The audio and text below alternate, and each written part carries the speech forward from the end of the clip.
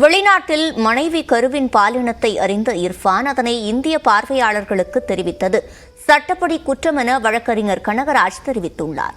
News 18 தமிழ்நாட்டிற்கு பேட்டியளித்த அவர் அதன் உண்மைத்தன்மையை மருத்துவ அறிக்கை வாயிலாக அறிந்து நீதிமன்றம் முடிவெடுக்கும் எனவும் கூறினார். திரு இர்ஃபான் அவர்கள் வெளிநாடுகளில் தங்களுடைய மனைவிக்கு பரிசோதனை நடத்தி ஆனா பெண்ணா என்று அறிவித்திருப்பது அந்த நாட்டினுடைய சட்டத்துக்கு பொருந்தாது. ஏனென்றால் அங்கு குற்றம் இருக்காது. இந்தியாவில் உள்ள பார்வையாளர்களுக்கு நீங்கள் அதை சொன்னால் அது it will come in to offence. So இப்போ அவர் இந்தியாவில் ரிவீல் பண்ணியிருக்காரு. ரிவீல் பண்ணது தான் தப்பே தவிர பட் இந்தியாவில் எந்த மருத்துவரையும் அவர் அணுகலையே, தமிழ்நாட்டில் இருக்கிற எந்த மருத்துவர்களும் சொல்லியே. as of now அது யூடியூப்பில் அவர் சொல்லியிருக்காரு ஒரு மெசேஜ், அவ்வளோதான்.